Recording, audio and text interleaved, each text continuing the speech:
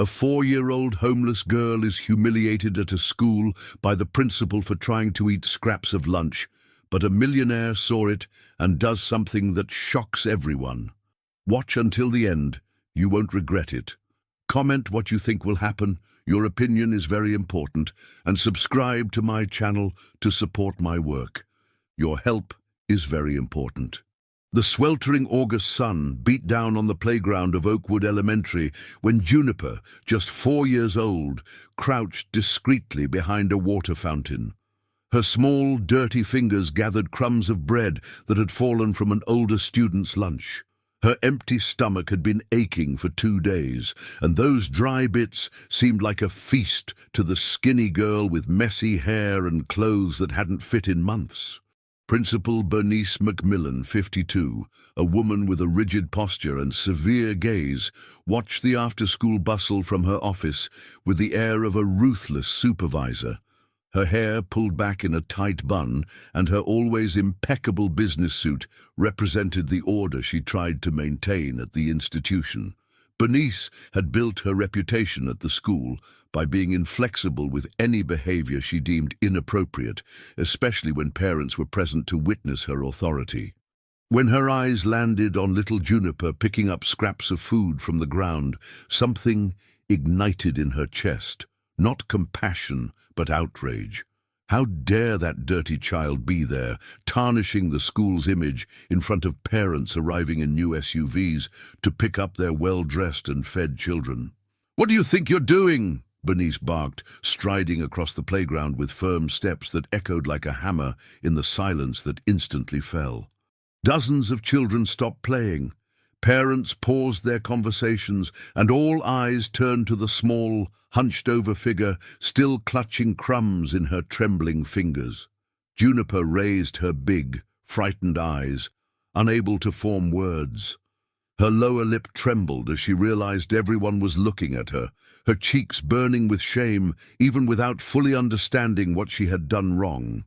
"A beggar's place isn't at a school," Bernice yelled, her voice cutting through the stifling afternoon air like a blade. "This is a serious institution, not a place for people like you to come scavenging for food in the trash." The principal's words fell on Juniper like stones. The girl dropped the crumbs and began to back away, tears welling in her eyes as the circle of curious and judgmental faces closed in around her. Some children laughed nervously, others whispered comments she couldn't understand, but knew were about her. Paisley Abernathy, 7 years old, a girl with curly hair and a spotless uniform, stepped forward. "Grandpa, why is the lady yelling at her?" she asked, tugging on the sleeve of her grandfather's blazer, who had just arrived to pick her up. Franklin Abernathy, 61, a successful businessman in the agricultural equipment industry, had built his fortune from nothing. His dark eyes, marked by wrinkles that told tales of hard work under the sun, fixed on the scene before him. A man with broad shoulders and calloused hands that money had never completely softened, Franklin felt something familiar clench his chest, the painful memory of his own impoverished childhood. "Did you hear what I said?" Bernice continued, pointing an accusing finger at Juniper. "Get out of here now. This school is for children from good families, not for vagrants who go around picking up other people's food." The ensuing silence was broken only by the sound of Juniper's muffled sobs as she ran to the school wall and huddled against the gate, hugging her knees to her chest.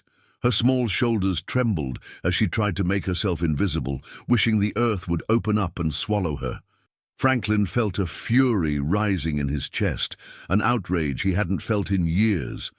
The scene awakened memories of when he himself had been humiliated for being poor as a child, and the silent oath he had made to never allow it to happen to others if he was ever in a position to prevent it.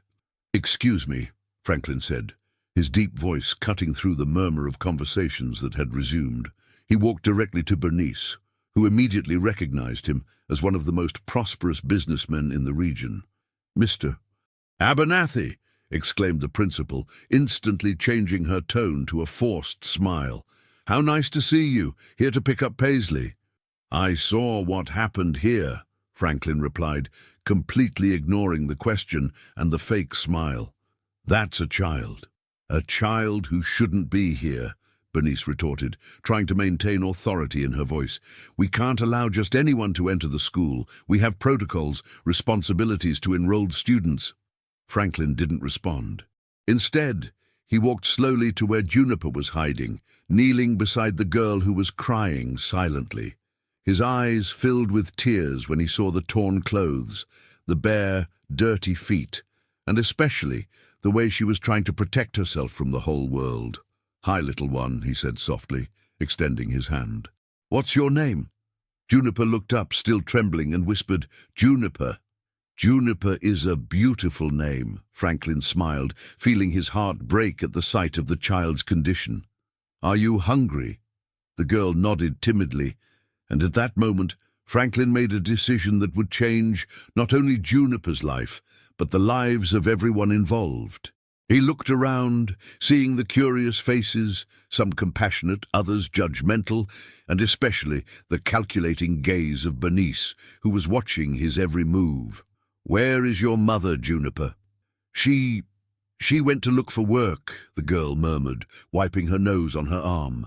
Franklin closed his eyes for a moment, absorbing the magnitude of what he had just discovered. When he opened them again, there was determination in his gaze. He picked Juniper up in his arms, ignoring the dirt on his expensive clothes, and turned to face Bernice and everyone else who was watching. "This child is not a problem to be hidden," he declared, his voice echoing through the silent playground. "She is our responsibility as a community." Bernice opened her mouth to protest, but something in Franklin's gaze made her reconsider. She knew his influence in the town well, knew that contradicting him could have consequences for her career. But she also knew that allowing this could set precedents she wasn't prepared to deal with. "Mr. Abernathy, with all due respect, but there are procedures," she began, but was interrupted when Paisley approached and gently touched Juniper's arm. "Do you want to play with me?" the girl asked, with the innocence typical of someone who hasn't yet learned to see differences where she should see only a child. Juniper looked at Paisley with surprise, then at Franklin, and finally nodded with a small but genuine smile, the first in many days.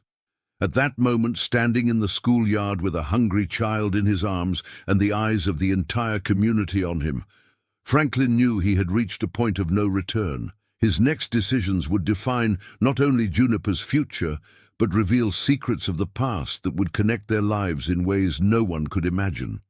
The afternoon faded over the dusty streets of Willow Creek as Franklin walked near the school, carrying Juniper, who had fallen asleep in his arms. The girl weighed almost nothing, and that worried him more than any business he could be missing at that moment. Paisley followed beside her grandfather, her curious eyes observing the new friend who seemed so different from the children she knew. "Grandpa, where does Juniper live?" Paisley asked, adjusting her pink backpack on her back. "I don't know yet, my dear," Franklin replied, searching with his eyes for some sign that could indicate where to find the girl's mother. "But we'll find out." They didn't have to search for long. A few blocks from the school, in a small park dominated by a leafy tree, Franklin spotted a woman sitting on a bench with her head in her hands. Even from a distance, something in the desperate posture of that figure made him quicken his pace. As they approached, he could see that it was a young woman, too thin, with clean but mended clothes in several places. Coralie Santos, 28, looked up when she heard footsteps approaching. Her brown hair was tied in a simple ponytail, and her face, despite the evident weariness, maintained traces of a beauty that the harshness of life had not been able to completely erase. When she saw an unknown man carrying her daughter, she jumped up, her heart racing. "Juniper!" "What happened to her?" Coralie exclaimed, running towards them. Her hands trembled as she touched the face of her sleeping daughter. "Who are you? Why are you with my daughter?" "Calm down, she's fine," Franklin said softly, noticing the desperation in the mother's eyes. "My name is Franklin Abernathy. I found Juniper at Oakwood Elementary. She was looking for food." The words hit Coralie like a slap. She closed her eyes and took a deep breath, fighting back the tears that threatened to overflow. She knew that look in the eyes of others well, pity mixed with judgment, the combination she hated most in the world. I was looking for work," she murmured, reaching out to receive her daughter. "I left her at the school because I thought she would be safe there until I got back. I didn't know that." The principal yelled at her, Paisley said, unable to stay silent. "She said mean things." Juniper was crying a lot. Coralie felt the world spinning as she heard that. She hugged Juniper tightly, feeling the daughter's small, irregular breath against her neck. "I'm sorry, my love," she whispered. "Mommy didn't know." "It wasn't your fault," Franklin interrupted, observing the interaction between mother and daughter. "The fault lies with those who should protect children, not humiliate them." Coralie studied him suspiciously. In her years of struggling for survival, she had learned that when well-dressed people approached with offers of help, there was usually a hidden price. "What do you want?" she asked directly. The frankness of the question surprised Franklin. "I want to help," he replied simply. "Do you have a place to stay tonight?" "Yes, we do," Coralie lied, raising her chin in a display of pride that fooled no one. The truth was that for 3 nights they had been sleeping in the park, taking turns so that one was always awake watching while the other rested. Juniper woke up at that moment, opening her big eyes and looking for her mother. "Mommy," she murmured, snuggling closer in Coralie's arms. "I'm here, my love. I'm here." "Mommy, the man was nice to me," Juniper said, looking at Franklin. "And the girl, too." She waved shyly at Paisley, who returned the gesture with a radiant smile. Franklin watched the dynamics between mother and daughter, noting the evident love that united them, but also the tension and fear that hovered over them like a dark cloud. His experience as a businessman had taught him to read people, and he saw in Coralie something more than just a desperate mother. There was intelligence in her eyes, dignity in her posture despite the circumstances. "Listen," he said, taking a wallet from his pocket. "I don't want to offend you, but I can see that you're having a hard time. Let me at least make sure Juniper has something to eat today." "We don't want charity," Coralie replied quickly, but her voice faltered when she saw her daughter's eyes light up at the mention of food. "It's not charity, it's one person helping another," Franklin countered. "I was a hungry child once. I know what it's like." Those words touched something deep in Coralie. She studied the face of the man in front of her, looking for signs of falsity or ulterior motives, but found only sincerity. "Why?" she asked softly. "Why do you want to help us?" Franklin hesitated, thinking about his own motivations. "Because when I was a child, someone helped me in a time when I needed it most. And because no child should go through what Juniper went through today." Coralie felt her defenses soften slightly. "I work," she said, as if she needed to justify herself. "Or rather, I used to work. I was a cleaning assistant at a company for 4 years. I never missed a day, I was never late. But what?" She hesitated, painful memories flooding her mind. "The supervisor. He wanted things I couldn't give. When I refused, he found a reason to fire me. He said I was stealing cleaning supplies." Indignation grew in Franklin's chest. Stories like this were not rare in small towns, where power was concentrated in the hands of a few, and justice depended more on who you knew than on what was right. "What was the name of that company?" he asked. "Hartman and Associates.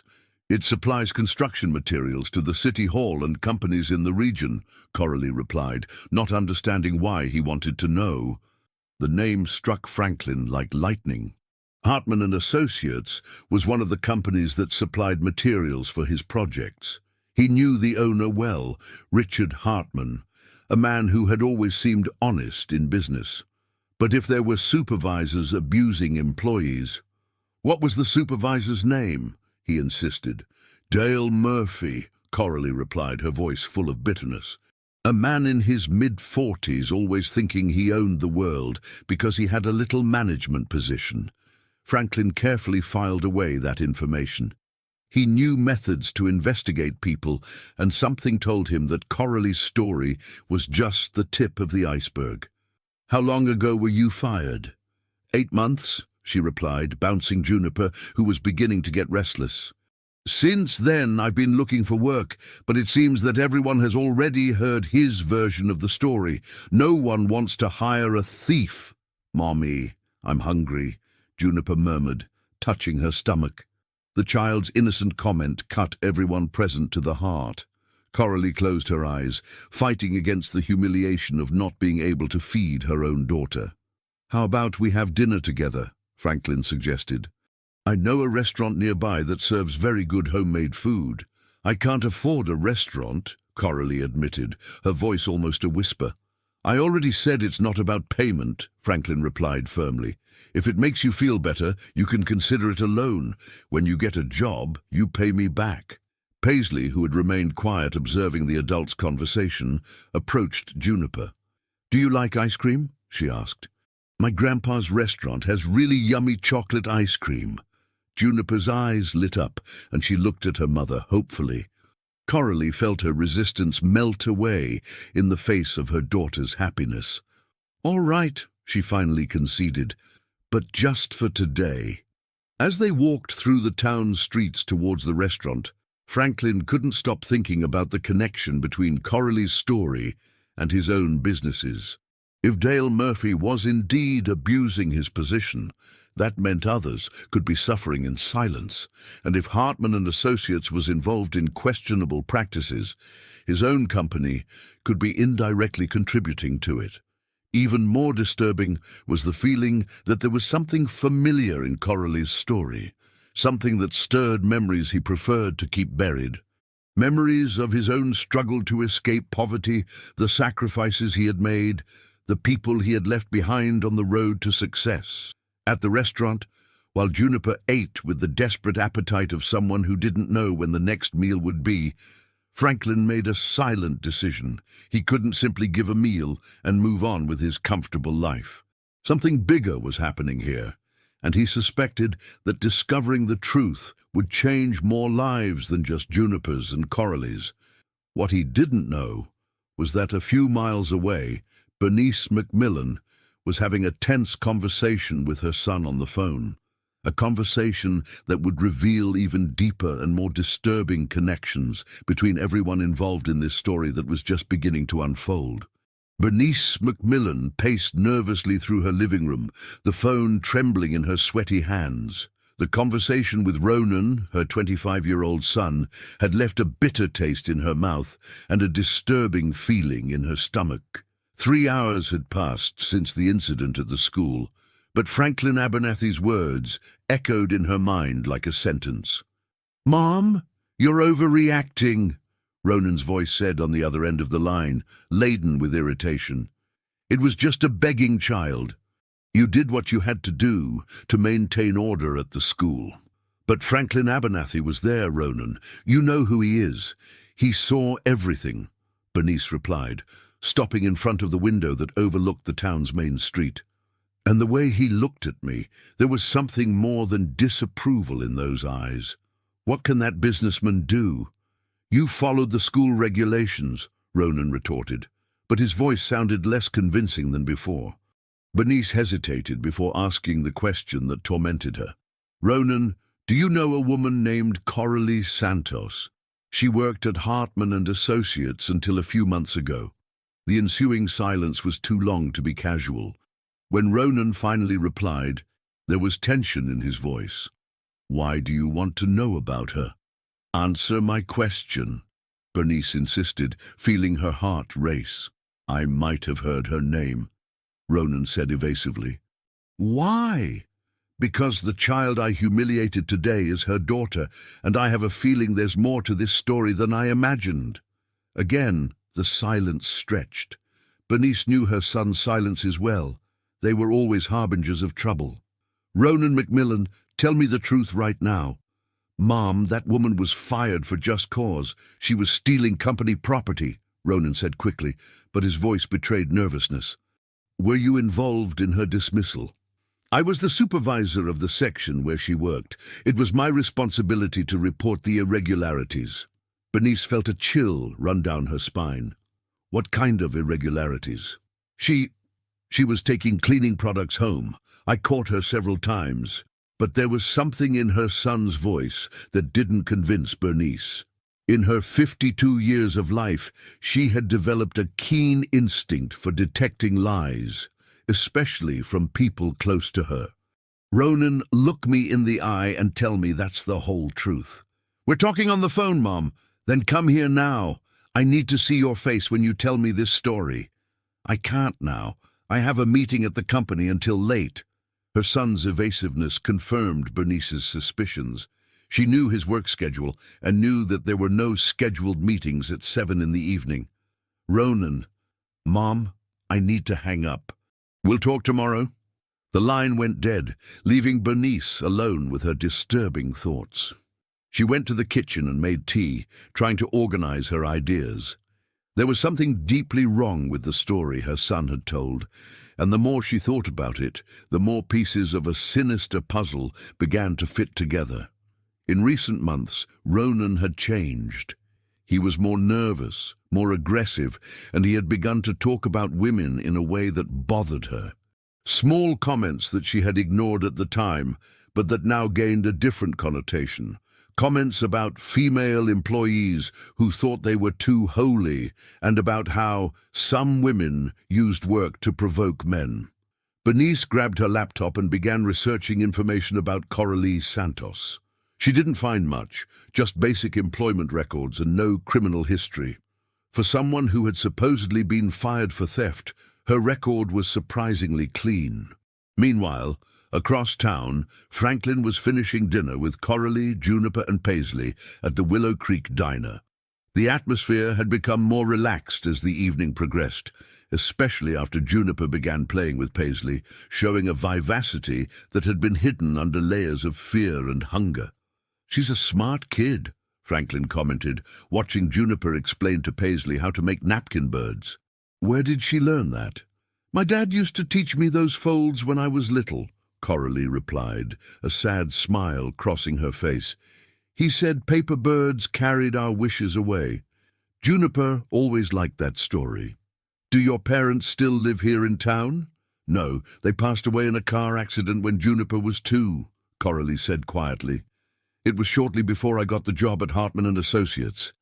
I thought things were finally going to get better for us." Franklin felt a pang of empathy. "I'm so sorry for your loss." "Thank you. It was a very difficult time, but the job gave me hope. Until Dale Murphy entered the picture." Franklin finished, watching Coralie's expression harden. "It started slowly," she said, lowering her voice so the children wouldn't hear. "Comments about my appearance, invitations to chat after work. When I started avoiding him, he made up that I was arriving late, that my work was bad. Then he started with the theft accusations." "Did you never think about reporting it?"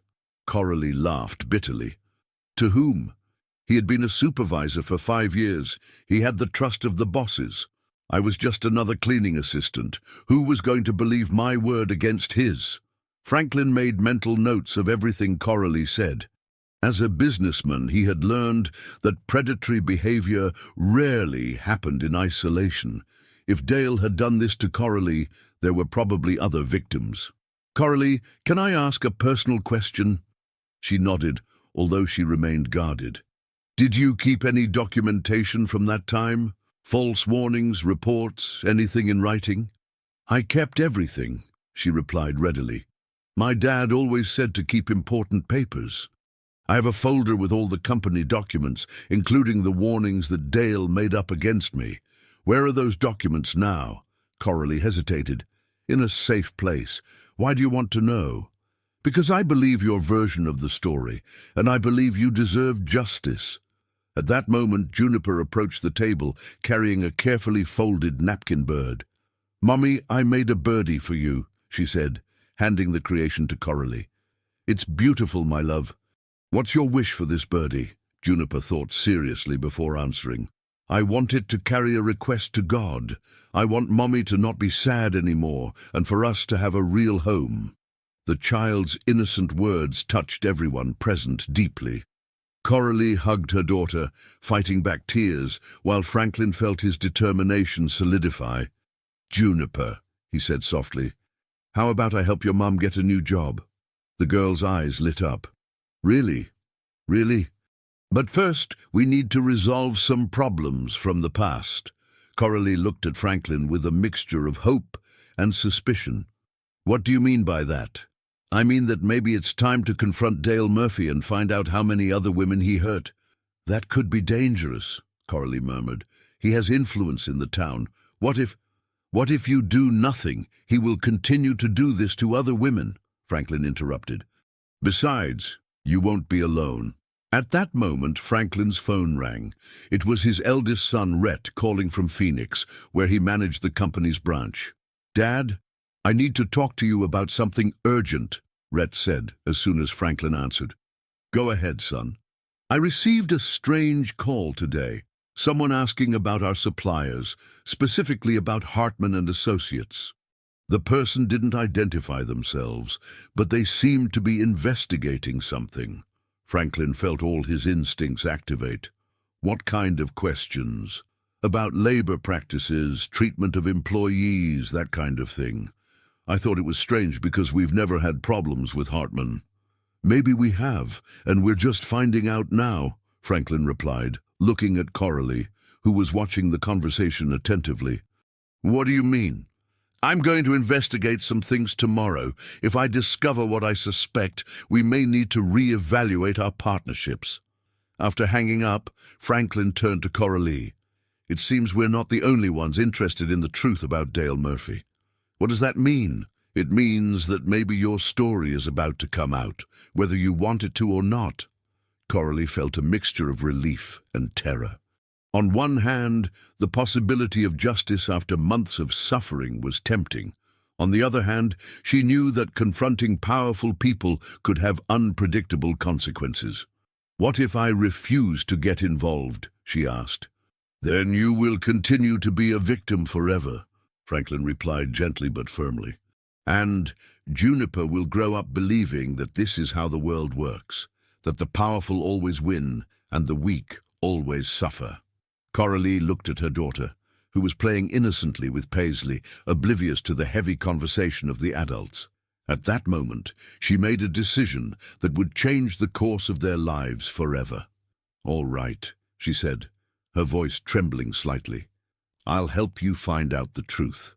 But I want guarantees that Juniper will be protected no matter what." "You have my word," Franklin promised, extending his hand to seal the agreement. As they shook hands, neither of them knew that Bernice McMillan had just discovered something that would connect all the pieces of the puzzle in a way that no one could have imagined.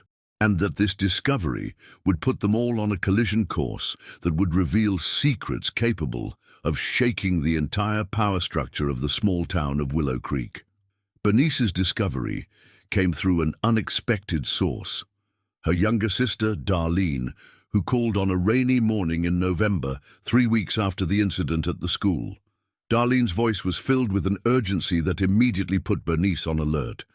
"Bernice, I need to tell you something about your son," Darlene said bluntly, "about what he's been doing at the company where he works." Bernice felt her stomach clench. "What do you know about Ronan?" "I ran into Meredith Hartman yesterday at the grocery store. You remember her, daughter of the owner of Hartman and Associates? She told me some things that made me very worried." Bernice's heart began to beat faster. "What kind of things?" "Your son is being investigated internally at the company. There are several harassment complaints against female employees. Meredith said that her father was trying to cover up the case so as not to tarnish the company's reputation, but that the evidence is accumulating." Bernice let the phone slip from her hand for a moment. When she recovered it, her voice came out as a whisper. "How many women?" "At least 5, Bernice. And one of them was fired for inventing a theft case. Meredith said her name was Coralie something." The revelation hit Bernice like lightning. All the pieces of the puzzle instantly fit together in her mind. The hungry child at the school, the desperate mother, her son's evasiveness, and now the confirmation of her worst fears. Her son was not just a troubled supervisor, he was a predator who used his position to abuse vulnerable women. Darlene, are you sure about this information? Meredith was very shaken when she told me. She said that some of these women have young children, that they lost their jobs and were left without any way to support their families. Bernice hung up the phone and remained motionless for long minutes, processing the magnitude of what she had discovered. Her first reaction was denial. Her son would never do something like that. But as the evidence accumulated in her mind, the denial gave way to nausea and horror. At that same moment, Franklin was at his company, meeting with his private attorney, Dr. Theodore Vance, analyzing the documents that Coralie had provided. The folder she had religiously kept contained much more than simple warnings. There were records of altered timesheets, false reports of misconduct, and most damning of all, internal company emails that she had secretly printed. "Franklin, this is a bombshell," said Dr. Vance, examining the papers scattered on the table. "If this evidence is authentic, we have a solid case not only against Dale Murphy, but against the company itself for negligence and complicity." "The evidence is true," Franklin stated. "I have verified some of the facts myself with independent sources. Coralie Santos is telling the truth. And are you sure you want to get personally involved in this case? This could have repercussions for your businesses." Franklin thought of Juniper, of the way she had been humiliated at school, of Coralie's silent courage in fighting to protect her daughter. "I'm absolutely sure. Some things are more important than business." Dr. Vance nodded, knowing his client's determination well. "Then we'll need more evidence, and we'll need to find the other victims." "I'm already working on it," Franklin replied. "I've hired a private investigator to map Dale Murphy's behavior pattern over the past 3 years. The results should arrive today." At that moment, his secretary knocked on the door. "Mr. Abernathy, there's a woman here who insists on speaking with you. She says it's about the case of the fired employee." Franklin and Dr. Vance exchanged glances. "Send her in." The woman who entered the room was nervous, about 35 years old, with her hands trembling visibly. "My name is Harper Mead," she said, her voice low. "I heard that you are investigating Dale Murphy." "How did you hear about this?" Dr. Vance asked. "Coralie Santos is my neighbor. She told me that someone was finally believing her story. I was also a victim of his." Harper's story was frighteningly similar to Coralie's.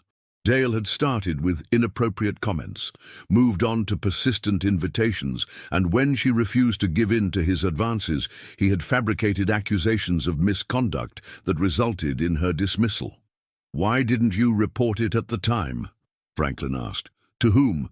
"Dale was protected by management, and I had 2 young children to feed. I couldn't afford to fight the company."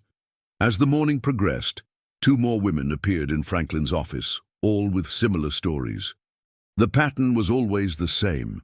Dale identified female employees in vulnerable situations, single mothers, women with financial difficulties, and used his position of power to blackmail and abuse them.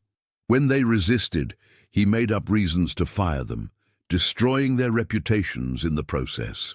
Meanwhile, Coralie was in the town square with Juniper, who was playing with other children for the first time in months. Seeing her daughter laughing and running like a normal child should do brought tears to Coralie's eyes. Franklin had provided new clothes for both of them and a small temporary apartment where they could stay until the situation was resolved. "Mommy, look!" Juniper shouted, showing a real bird that had landed near the bench where Coralie was sitting. "It's just like the birdies we make out of paper." "It is, my love. Maybe it's a sign that better days are coming." Bernice Macmillan appeared in the square at that moment, walking directly towards Coralie. Her face was pale and her eyes red from crying. Coralie tensed immediately, remembering the humiliation she had suffered at the school. "Are you Coralie Santos?" Bernice asked, her voice hesitant. "I am. What do you want?" Bernice sat on the bench next to Coralie, ignoring the younger woman's distrustful look. "I want to apologize. And I want to tell you something about my son." What followed was one of the most difficult conversations of Bernice's life.